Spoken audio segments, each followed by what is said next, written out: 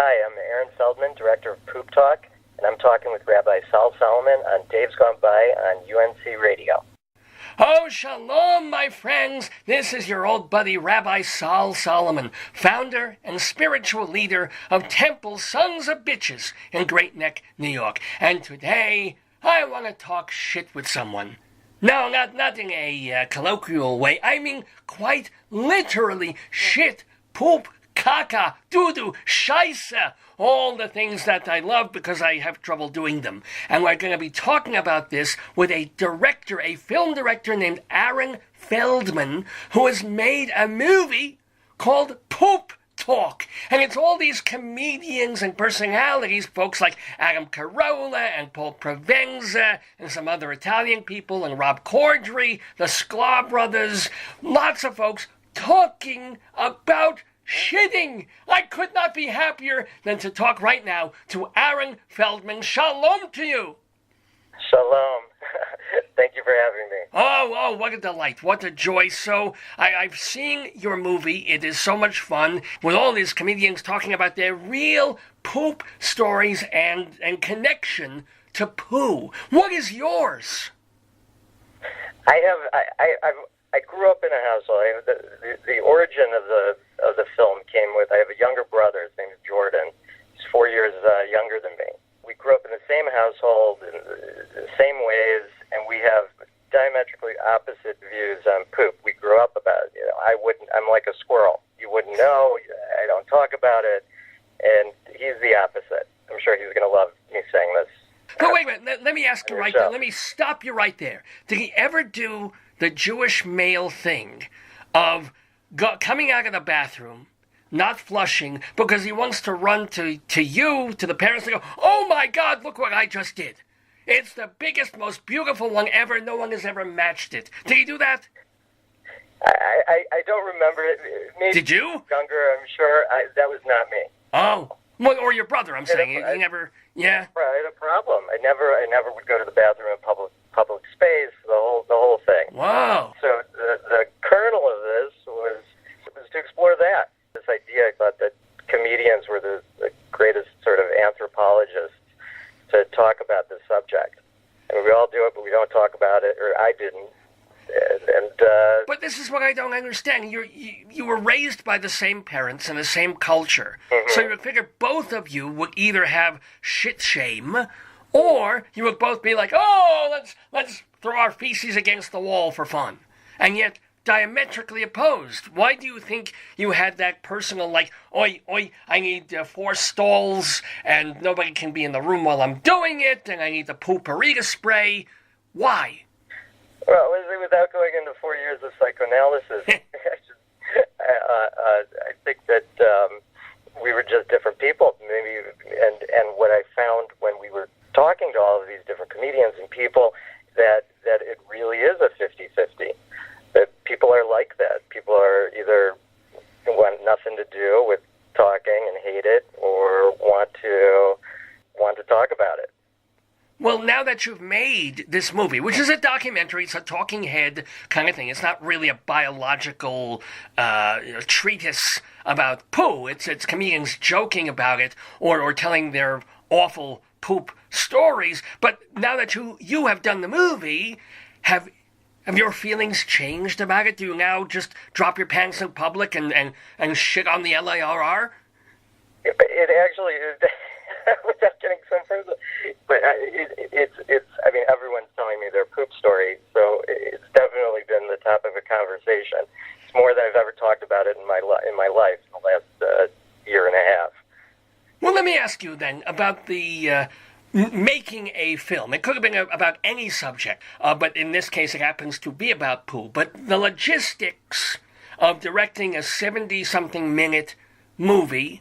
How long did it take you? How was your budgeting? And so forth. So I pitched this. I had a friend here in Chicago, and she wanted to do a film, and I pitched this idea. I knew I had buddies. My buddies are the Sklar brothers. We actually went to Camp Ramah together when we were 13. And, wait, is that a Jewish day camp kind of a thing? It was a Jewish overnight camp in Wisconsin.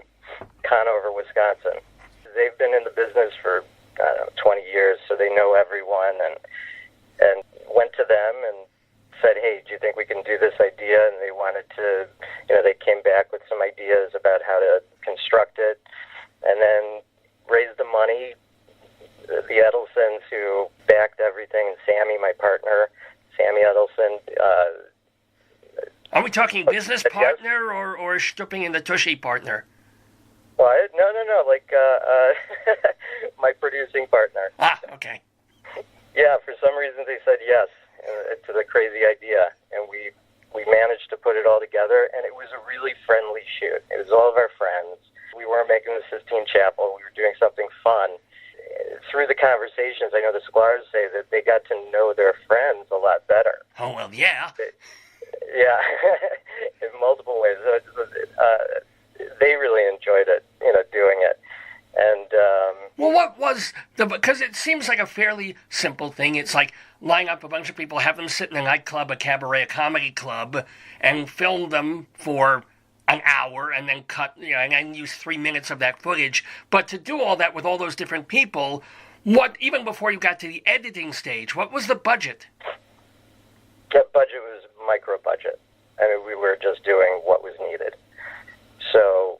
And their own equipment, you didn't have to rent any cameras or lighting or anything like that. We did when necessary, but not really. No, I mean everything. This was a pure passion. Everyone was excited to do it. All the people, all the comedians were happy. We had some great scientists who wanted to talk about it, and everyone was very enthusiastic. So everyone gave their time and energy, and we put it together with love. And did you do the editing like at home on a PC, or did you go in an editor house, or what did you do? Yeah, no, my house in LA was our ground central, and we produced everything out of there and edited out of the home, and wow, edited with Brian Marzan, who's a great editor, and the two of us just did it. I mean, it was all truly independent. And the movie made it to the Toronto Film Festival, no? So we sold at the Toronto Film Festival. We didn't actually play at the Toronto Film Festival. It was a really long process. Oh, wow. From the time we actually finished getting all the interviews and doing the film, which took about a year. From then it took me a while to get it to an agent, WME. William Morris, yeah. Yeah, and then they, by sheer luck, and they liked the film, and they decided they took it on. Then we've had a sales partner, and then took a long time to find a distribution partner. But that was just the way it worked. Well, will it be getting theatrical release, or is it straight to Netflix or DVDs or stuff like that? So it's a theatrical release in 10 cities, and in Canada, I think we're in Toronto, on the 16th of February, and we'll be same day video on demand. So we'll be on iTunes and VOD, on your cable. So we're here in Colorado. If somebody wanted to watch your movie on that, what was it, February 16th? You said? Yeah. You should have done it on the 14th, Valentine's Day. What a perfect day. What a couple's movie this would be. Great date movie. You would learn so much about the person sitting next to you on the couch. And then you would sort of look on the couch cushion when they got up, just in case. But, so February 16th, people could go on iTunes and video on demand and other places, right? Yeah, yes. On your television, on your cable, or Xfinity, any of the major distributors. Now, have you... Amazon and Google, and you'll find it anywhere.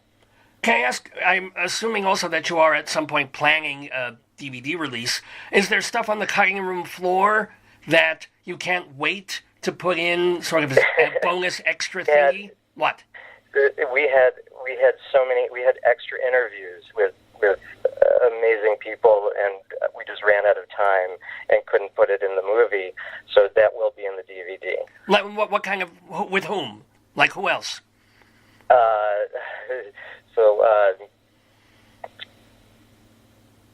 well, more like extended footage. Oh, the same people, of folks like Aisha Tyler and Eric Stonestreet. There'll be extended footage. Yeah.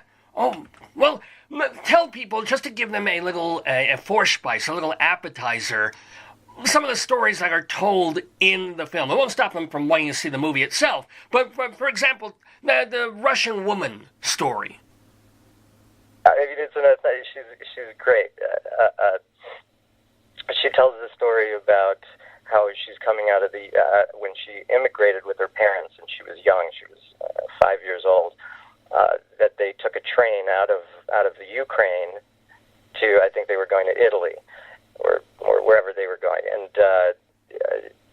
she said that while they were going on the train, she had to go to the bathroom, and her mom and and she was Jewish, and so they knew that when the Jews were leaving that time, the Jews were going to leave at that time, so demonstrators came and were yelling at them, yelling at the Jews outside of the train station as they were leaving and boarding the train, and she went to the bathroom. As a little girl, she had to go to the bathroom. She went to the bathroom, and there wasn't any diapers or wet wipes or anything, and her mom, she went to the bathroom in her mom's hand, and as the train was pulling away, her mom didn't know what to do with it, so she rolled down the window and threw it out at the people yelling at them. And that's how she left Mother Russia. That's the way to conquer anti-Semitism. Throw caca.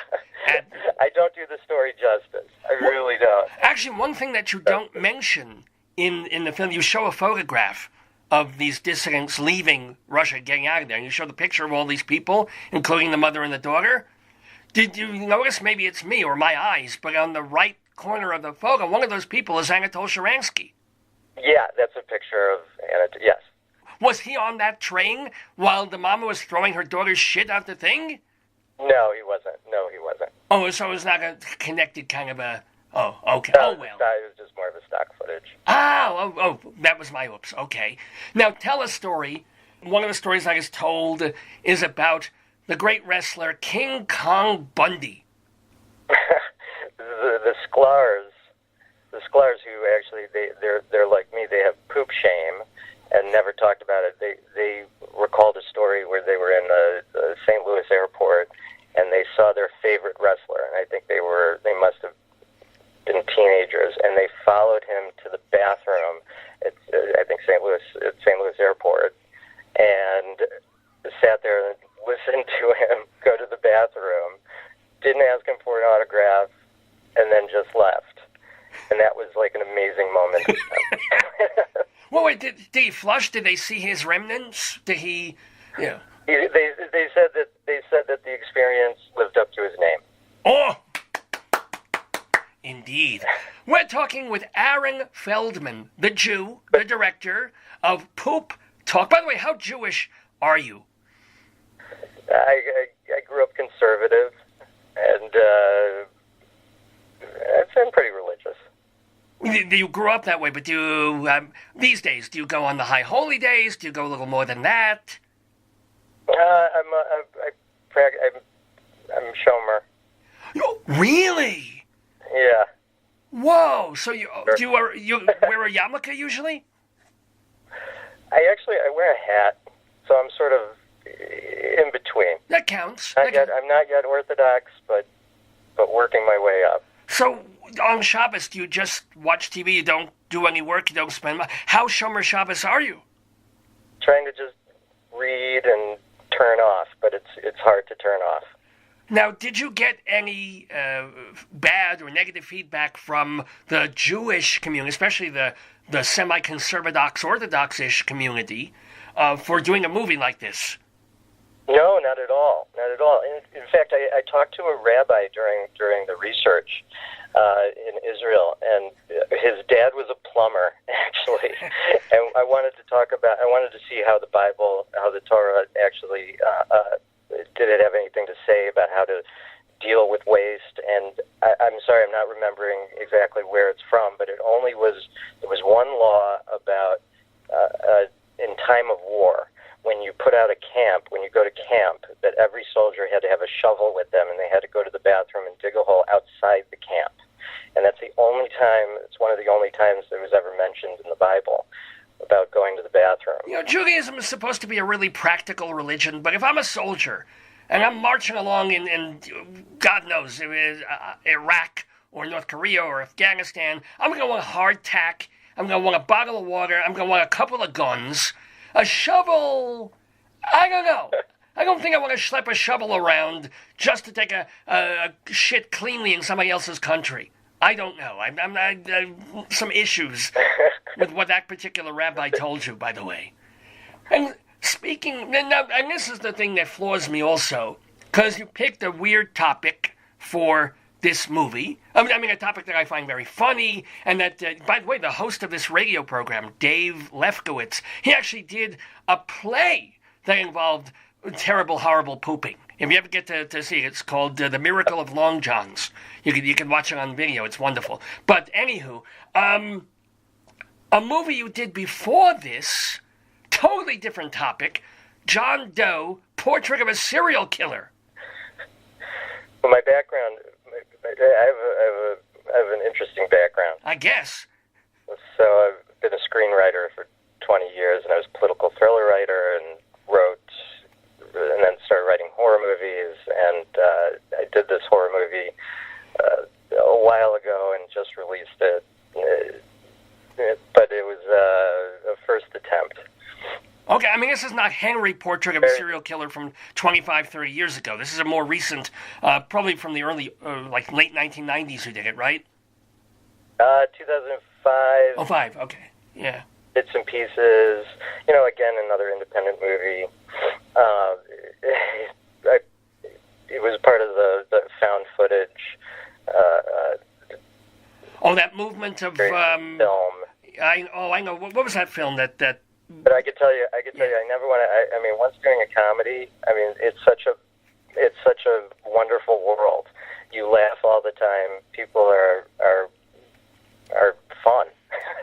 Well, I mean, one of the stars of John Doe, Portrait of a Serial Killer, an actress named Stevie Ryan, killed herself. Yeah. Did you have any inkling? Was she No, depressed or sad or? Well, it was very sad. It was terrible. She was a sweetheart, and it was really shocking to find out. I found out that she was dealing with depression, but yeah, it's pretty terrible. I mean, to be honest, most comedians are dealing with some level of depression all the time, and they cover it by being funny, which is kind of. So, who was the most fun off camera when you were making Poop Talk? Which comedian couldn't turn it off? You know who I had the most fun, who was sort of the philosopher of the movie, was Pete Holmes. And he had such a great insight into what we tried to do was take a lowbrow subject and approach it in a seemingly highbrow. Well, it wasn't highbrow. Come on, this was not highbrow. But meaning the questions we were asking were more about, how do people interact? I mean, it's more taboo than breathing, but we all breathe. Fair enough. I'm saying. So I wanted to do something that would be fun and that connected us all, and that wasn't political, and that sort of brought everyone down to a level like, yeah, we all poop. Well, yeah, everybody. Of course, you know the book. Everybody poops. Of course, I know it well. As read by Patrick Stewart on the Oprah Show, I think, years ago. He did, yeah. And of course, that the ultra irony is that he played the voice of Poop in the Emoji Movie, unless I'm mistaken. Mm-hmm. So yes, he did. I love the circular stuff in the arts and entertainment. Who needs Picasso when you got Poop? That's what I say. You mentioned, we talked about the editing before, and you got a fine editor, and you were there helping and stuff. But how many hours of footage did you ultimately have when you stopped doing the interviews, when you had everything? Yeah, we had a ton of footage. Let's say 30 minutes per interview. So I was very organized about it. After each interview, I would transcribe everything, and then I would take all of the interviews interviews, and I divided them up into subjects based on the questions that I wanted to ask. And so I know I wanted to have a conversation about what's the difference in relationships, how do people deal with going to the bathroom in relationships, difference between men and women, what is the reason why we are so averse to the idea of poop. One of the things I found was really interesting is that, in New York, turn of the century, a shipload of human poop. Shipload, yes. A shipload, like a container load would sell on the docks for $30, something like $30 for a ton of poop. And they would send that out, and it would go out to the farmers around New York, and it would grow, and people would oh, wow. farm, and then it would go back, and the food would go back into the city. And, that was a circular process, and a lot of the scientists that would talk about this would, talk about how that idea was lost because we flush it down the toilet and it smells bad, and we think of it as having no value. So that I found very interesting. Well, if only there's got to be a point within the next 20 or 30 years where they figure out how to run cars and other things on dung. I mean, it would be the most sensible thing to make pee and poop generate energy. It won't be the cleanest smelling energy, but, if you could run windmills somewhere in Ethiopia on crap, that solves a whole lot of problems. What was more interesting is that because of the aversion, people don't study. There's not like a school of poop. I mean, if you could become a proctologist. Well, all right. Well, but people do become proctologists or gynecologists. You go spelunking down there. Sometimes it's like entering a fish market on a Saturday night, and yet people do it. I don't even know what that means. Anywho, we're talking with Aaron Feldman, who is the director of the movie Poop Talk, and which is going to be watchable by everybody on February 16th, just by going video on demand and all these different streaming. And since we have a lot of listeners in New York, especially, and some in California, besides Colorado, where are the physical spaces that people can see the movie, like in a movie theater? So I know in New York we're going to be at the Lower East Side. We're in the Lower East Side. In the East Village Theater. Oh, okay, cool. And we're going to be at the Laemmle in Santa Monica in California. Okay, Carl Laemmle would be clattering over his grave. That's the guy who I think he directed or produced the first Phantom of the Opera movie with Lon Chaney. And now they're showing Poop Talk. Wow, it's really come full circle. That's the shape of an anus anyway. But so what is the worst poop thing that ever happened to you? All right. We've all had the squirts. It's all happened. Come on. I was in college, and I was having so I've tried going to the bathroom. This is part of my pathology for making this movie, and I was in the dorm. I didn't go to the bathroom for something like 7 days. It was quite painful, and anyway, I was coming back from class and walking down the hallway, and some of the other kids on the hall were coming past me, and as they were walking past, they kept on saying, "Tush, tush, tush, tush," and I'm like, "What do you mean, tush, tush?" And I keep on walking. I get to my room, and I see my roommate is standing by. And this date me. He was playing the answering machine, and my mom left a message saying, "Air, go to the pharmacy and go get one of those things and put it in your tush." Oh my God! So, and of course, your roommate was playing this for everybody, like the suppository answering machine message. So everyone knew me as Tush Tush, and literally, I think that was freshman year. Oh. Senior year, I remember sitting with, I forgot who, some girl. She turned to me. She was like, "You were the one who didn't go to the bathroom for." in the movie, Anyway. you've got these people who admit that, or they knew people who were so freaked out about pooping when they were children that they would, like, try not to eat, or they would calibrate how much they eat versus how much would come out. Yeah, Kumail Nanjiani. It was hysterical. He actually, this is a true story. He would, and Pete Holmes tells the story about him, and then he confirms the story. It's fun to see, all these guys talking about each other too. So he thought that eating is the reason. Well, obviously eating is the reason. Well, it is the reason. But yeah. if you only eat the right amount, that the body would absorb that right amount and not leave anything. So he would try to eat like very little amounts, but he would still poop. He couldn't understand why. And tell the story that Nick Schwartzman has about the two friends and the dog. The two friends and it's my friend Jordan Rubin, who's good friends with the Sklar's, and yeah, this is a long time ago. This was like 20 plus years.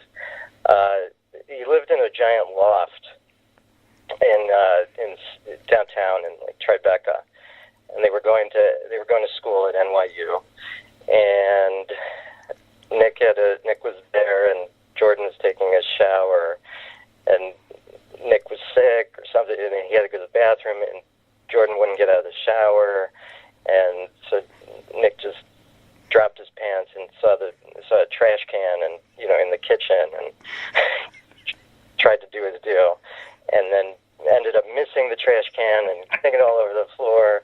And just then, Jordan's still in the shower, and just then Jordan's dog noticed the chaos and came over and decided to have lunch. and just then, Jordan gets out of the shower and runs to the bathroom, and he's like, "Yeah, your dog shit." And he got the guy in the shower to clean it up. That is the cruelest. And Jordan ended up cleaning it up, and Nick would use that as a routine in his stand-up. He kept on using that and wouldn't tell, and try, and it was like a running thing where he wouldn't tell Jordan for years and years. All these stories and many, many more are in the movie Poop Talk, directed by our friend of the neighborhood, Aaron Feldman. So, of course, the question is, this movie, it's going to be on demand, and then you'll deal with getting it out there, on places like Netflix and Amazon and other platforms, but you must be working on another movie as we speak. Are you? I have another idea. Yeah, There's two. One's another documentary. It's called America. It's going to be the same premise. I'm going to go to actually outside of America, to comedy clubs outside of America, and talk with comedians, non-American comedians, and have them tell us their America jokes. Oh, that's clever. And then try and have a conversation about culture and what cultures thinks are funny, and what's the similarities and differences, and I think that'll be interesting. Will it be just them telling jokes, or their actual life experiences, funny ones, perhaps, anecdotes? I like using the reason why I think this is different than, or I hope that the movie is different, is that they tell authentic stories. That it's not just their stand-up. Right. Yeah. Meeting the comedians. So yeah, it would be really talking to the comedians and getting their perspective. That was one project that is in the idea stage. What was the other? The other is another. It's a feature. I'm doing it with my friends. It's called Machine Gun Chassid. Machine Gun Chassid? Yeah. I am there on opening night. Oh my God! Is that what it sounds like? Is it like the Hebrew Hammer sort of thing?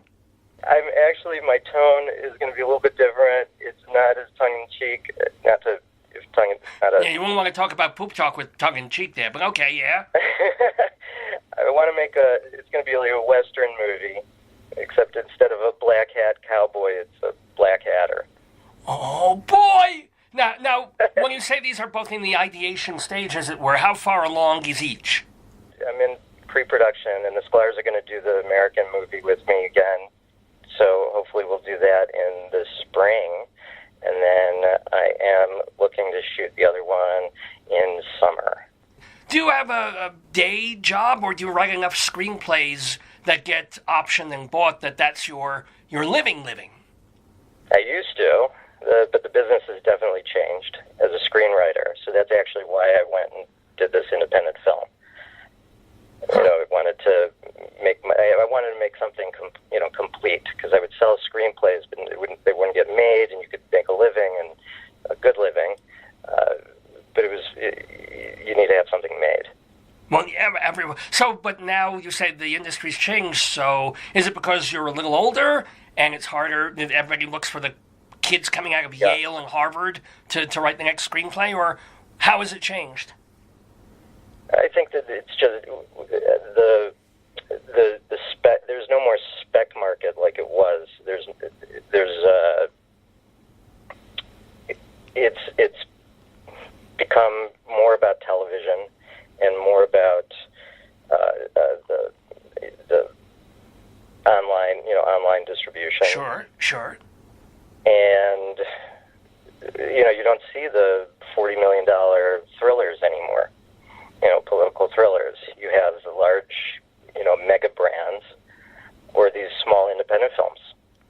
Oh, and so that whole it's like the middle class of movies has been cut out. Yeah.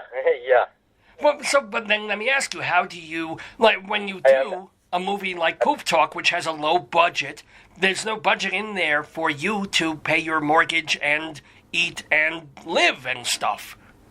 So where does that come from? Yeah. No, so I would consult or shoot other videos, and always staying busy. I also teach screenwriting. Oh, where? I do a myriad of things. Where do you teach?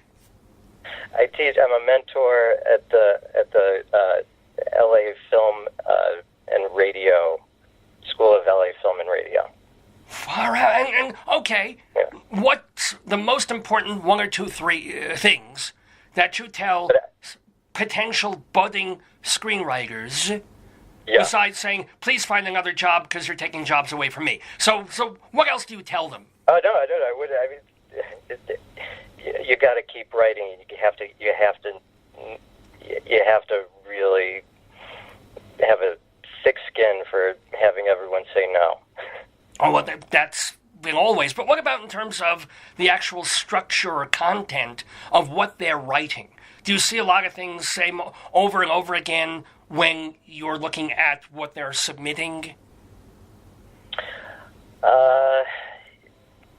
It's really difficult. There's only, everyone can sit and type and put down ideas, but the actual craft and to get the structure and why things work, that's the hard part. And you just have to do it over a long period of time. It's kind of like poop. I know that that's not a wonderful answer, but no, there really is no answer to to how do you make it. You have to be good, and your script has to be good. Yeah. No, okay, but it's also telling. So because kids, they think they write something, they revise it once, and they think it's perfect and beautiful. And how come they're not selling it for $1 million and famous already? When it's really about grinding out scripts like sausages for a decade, and then hopefully an agent looks at it, and then hopefully the agent brings it to somebody else, and you start getting paid work. That's it. Absolutely. Yeah. Absolutely. And speaking of grinding things out like sausages, we're talking to the director of Poop Talk here in the neighborhood. It's been a delight talking to Aaron Feldman. I want to remind you that on February 16th, it's only that day. Is that the deal? No, it'll be out it's going to be in theaters for at least a week. Oh, okay. And then on demand everywhere. And by everywhere, I mean Amazon and Google and iTunes and on your cable box, video on demand. Well, I certainly recommend it. It's very funny. I almost don't want to... Let me just put it this way. It's worth watching the film just to hear the line involving a bagel. I think I was on the floor for about 10 minutes when I heard, I'm not going to give any more away, but it comes out of nowhere and it's magnificent. So I want to lay that out there for people who want to see this movie and ask Aaron Feldman one more question. What is your favorite movie of all time and your favorite comedy of all time if they're not the same? It's a hard question, but I've got an interesting answer. Well, I've got The Godfather, which just is there. But I love Dune by David Lynch. Wow! which was a bomb sci-fi movie in the 80s. Yeah, no, I remember when it came out, and it was not liked by the critics, and it did not do well at the box office at all. So what is it? Well, you like the sandworms? What do you love so much about it? I love the attention to detail of really creating a completely new world. I just thought he did that, and he puts 50% of his effort goes into the sound design, and I loved the world that he created.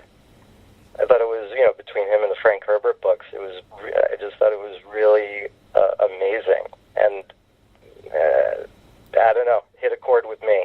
But I'm like one of the few.